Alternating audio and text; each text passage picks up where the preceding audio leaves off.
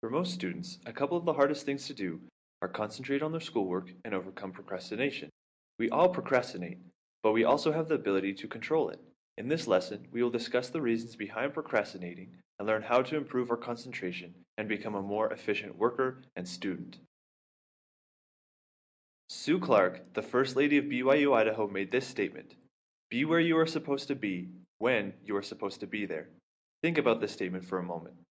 How might this statement apply to you and your efforts to improve your concentration? Concentration is crucial to success. We need to be there, mentally and physically, to keep ourselves focused. To have good concentration can be hard. Often we let our mind wander while we study or read. We may appear to be studying really hard, but in reality, our mind is drifting off and into a mode of daydreaming. We have all experienced this voice that pops into our head that will be thinking about anything else besides the task that you are trying to accomplish, such as what you're going to eat for dinner, the fun things you have planned for the weekend, or about the summer you spent at the beach. To avoid procrastinating and getting distracted, consciously tell yourself be here and now when you realize your mind is wandering. Not only will this help you concentrate while you study, but this exercise can give you the focus and motivation you need to get the necessary things done each day. Also, try eliminating external distractions. Select the right environment or study place that is used only for study. It will be harder for you to concentrate on your studies if you are in a place you generally use for relaxation, daydreaming, or sleeping. This makes your bed the least ideal place you could be for studying. Rather, use a desk. Only use the desk for homework and studies. This will tune your brain into your work and keep you focused during your study time. Did you know that a tuning fork held near a spider's web will set off vibrations in the web, and the spider will think those vibrations mean that there is a bug caught in the web? After making a dozen rounds about their web and finding no insect, the spider learns to ignore the vibrations. The same approach can be made when you are studying. You can train yourself to ignore whenever a door opens or someone moves. Control the impulse you get when something distracting comes along in your work area. Doing this will disturb your concentration the first few times, but don't get discouraged. Very soon, like the spider, you will learn to ignore these external disturbances. Not only is it important to be where you are supposed to be when you are supposed to be there, but we could also say, do what you are supposed to do when you are supposed to do it. This statement goes hand in hand with avoiding procrastination. According to author Jason Hobbs, about 95% of people are prone to procrastination, and among these, 20% would be considered chronic procrastinators, or will do just about anything to avoid a task and even plan to procrastinate. We all procrastinate on occasion, but have you ever stopped to wonder why we procrastinate?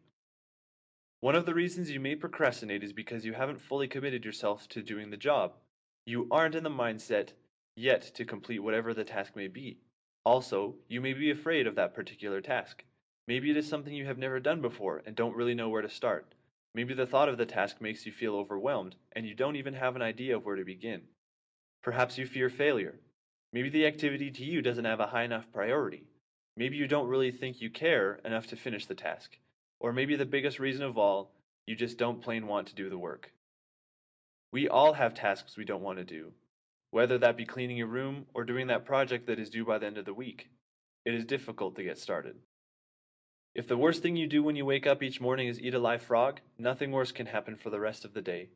Brian Tracy has said that your frog should be the most difficult task on your things to do list, which is the task that you are most likely to procrastinate on.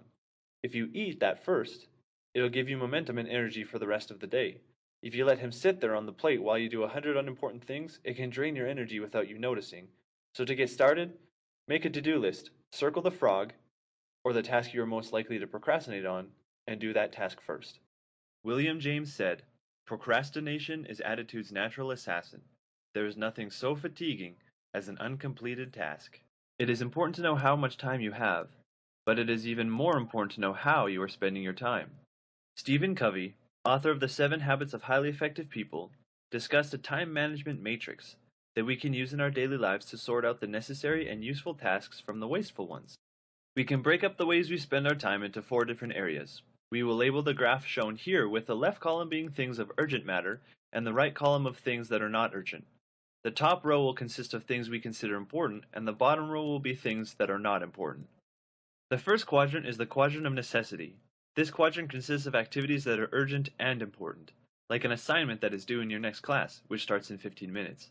These are tasks that need our immediate attention. Quadrant 2 is considered the quadrant of effectiveness, which consists of tasks which are not urgent but important.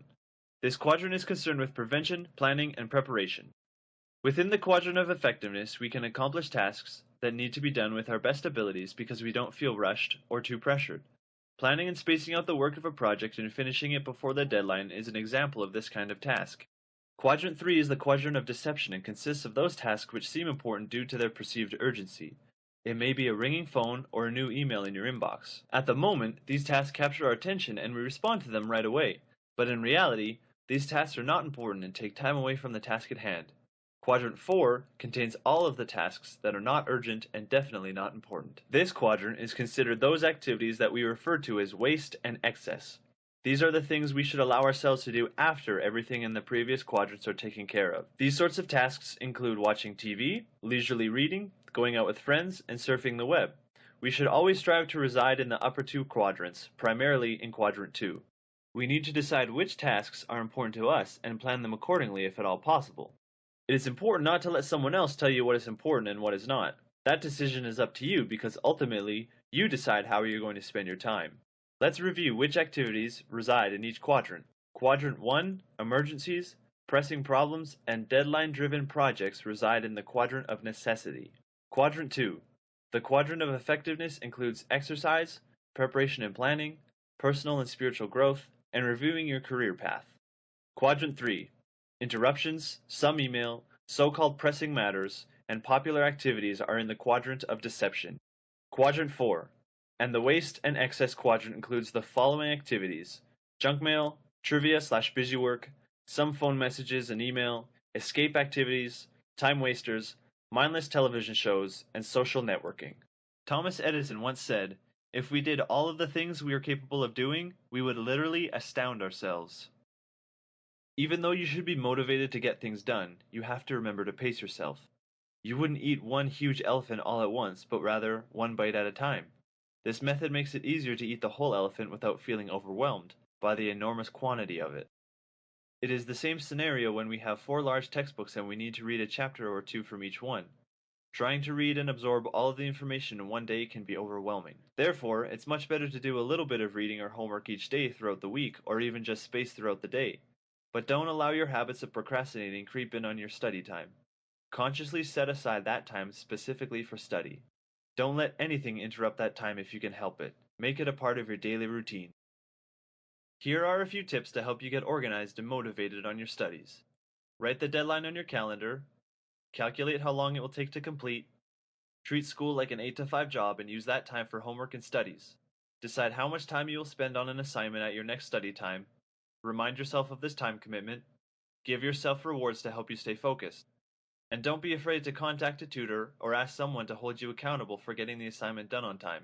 They are there to help you succeed. When you are given a task, don't put it off until tomorrow, or the next day, or the weekend. You will be more likely to continue to procrastinate if you put off a task right at the beginning.